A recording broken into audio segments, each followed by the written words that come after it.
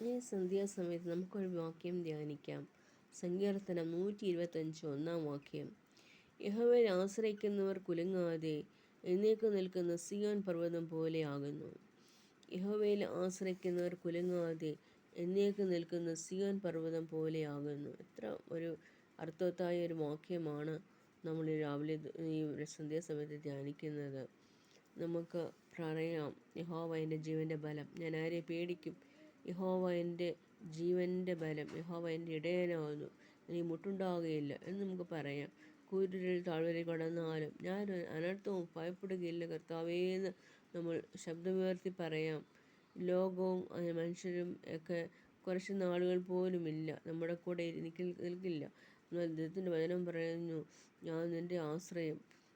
നീതിമാൻ കുലുങ്ങിപ്പോവാൻ അവൻ ഒരു നാളും സമ്മതിക്കുകയില്ല. യഹോവയിൽ ആശ്രയിക്കുന്നവർ കുലുങ്ങാതെ എന്നേക്ക് നിൽക്കുന്ന സിയോൻ പർവ്വതം പോലെയാകുന്നു. യഹോവ എൻ്റെ വലത്ത് ഭാഗത്തുള്ളതുകൊണ്ട് ഞാൻ കുലുങ്ങിപ്പോകുകയില്ല. സങ്കീർത്തനം 16 പറയുന്നു. യഹോവയിൽ ആശ്രയിക്കുന്നവർ എന്തോ കുലുങ്ങത്തില്ല. അവരെപ്പോഴും സ്റ്റഡിയാണ്. ഇതെനിക്ക് വരുന്നതും ദൈവത്തിൻ്റെ വാഗ്ദത്ത വചന പ്രകാരം കിട്ടുന്നതുകൊണ്ടാണ്. അവർ കുലുങ്ങാതെ നിൽക്കുന്നവരാണ്. സിയോൻ അതുപോലെ അവർക്ക് ദൈവം രാത്രിയിൽ തന്നെ എല്ലാം നൽകി തരുന്നു. രാത്രിയിലും പകലിലും കർത്താവ് അവർക്ക് നൽകി തരുന്നു. സകല നന്മകളാൽ നിറയ്ക്കുന്നു. അതായത് ചിലർ അധ്വാനിച്ചാലേ അവർ കിട്ടത്തുള്ളൂ. എന്നാൽ ദൈവത്തിൽ ആശ്രയിക്കുന്നവർ അധ്വാനിക്കുന്നതല്ല, അവർ ദൈവത്തെ ഡയറക്റ്റ് വിളിക്കുന്നത് കൊണ്ട് അവർക്ക് ഉറക്കത്തിൽ തന്നെ അവർക്കതെല്ലാം കൊടുക്കുന്നെന്നാണ് ബൈബിളിലെ വാക്യമുള്ളത്.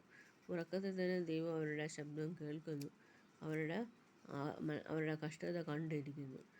അവരുടെ കഷ്ടതയിൽ കൂടി കടന്നവരാണ്, കഷ്ടതയും അവരുടെ പ്രയാസങ്ങളിൽ കൂടി കടന്നവരാണ്. അങ്ങനെയുള്ളവർ അവർ ദൈവത്തെയാണ് അവർ ആശ്രയിക്കുന്നത്. അതുകൊണ്ട് അവർ കുലുങ്ങി പോകുന്നില്ല. അവർ ആശ്രയിക്കുന്ന കർത്താവായ യേശുവിനെ അവർ ആശ്രയിക്കുന്നത് കൊണ്ട് അവർ കുലുങ്ങി പോകുന്നില്ല. ലോക മനുഷ്യർ അവരുടെ സ്വന്തം ബ്രെയിനിലവരാണ് അവർ ആശ്രയിക്കുന്നത്, ബുദ്ധിയിൽ ആശ്രയിക്കുന്നു. അവരുടെ സ്വന്തം ബുദ്ധിയിൽ ആശ്രയിക്കുന്ന ബൈബിളിൽ ജ്ഞാനത്തിൻ്റെ സദൃശവാക്യങ്ങളിൽ പറയുന്നു. സ്വന്തം ബുദ്ധിയിൽ ആശ്രയിക്കുന്നത് കൊണ്ട് പൂർണ്ണ നിന്നെ ആശ്രയിക്കുന്നു എന്ന് നമുക്ക് പറയാം. ഒരു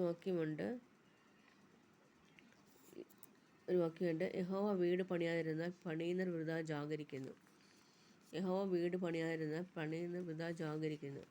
ദൈവം പണിയുകയാണോ അത് ശാശ്വതമാണ്, അത് പെർമനൻ്റ് ആണ്. ദൈവം നമ്മളെ അനുഗ്രഹിക്കുക, അത് കുലുങ്ങുന്നില്ല. അത് എന്നേക്ക് നിൽക്കുന്ന സിയോൻ പർവ്വതം പോലെയാവുന്നു.